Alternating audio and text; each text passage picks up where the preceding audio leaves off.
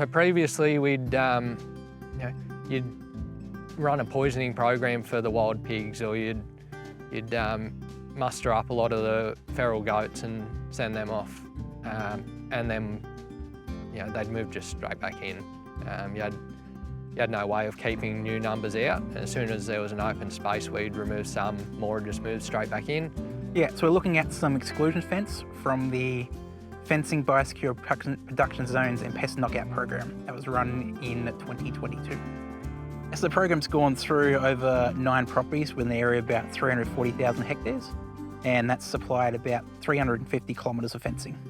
The overarching program was to produce biosecure production zones throughout Western New South Wales. So it was targeted for more clusters of properties rather than individuals. Yeah, you'd go along and you'd run your usual programs to clean them up, but without the exclusion fencing, new numbers just move straight back in, and it all hits the back pocket really.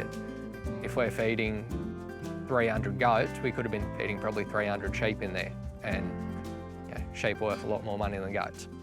In our cropping areas, we were seeing significant yield losses on sides where we had scrubby country where goats and pigs would go in overnight and then they'd come back. They'd come back out, and they just chew the crop right down and significantly reduce the yields. It's achieved better security for their primary production, whether it's being cropping or animals, for the exclusion of pest animals, mainly goats and pigs. And for the community, it's helped with pest animal management throughout the region, just having smaller areas that are contained, that when pests are knocked down, they're going to stay knocked down for longer. So now we're seeing wherever we've cleared them out and reduced the internal numbers, they can't just move straight back in. We've just got to focus on maintaining the fence and keeping our pest management program up to scratch. And we'll eventually get the numbers inside the fence down, and hopefully it'll take them a long time to build back up, if ever. So I want to thank James and Mark for coming on board for this project to help us with a great outcome for helping reduce pest animal numbers out here in the West. Yeah, support from local land services has been incredible. We already had a good relationship with them.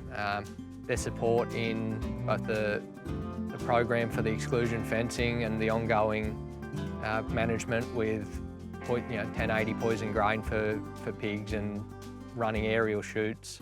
The exciting part is I know that we're going to be able to continue to improve our program, improve our production, and by doing so we can make sure that we're staying profitable. We can continue to employ more people and just continue moving forward rather than be constantly having to worry about uncontrolled pressure and not being able to run things to capacity.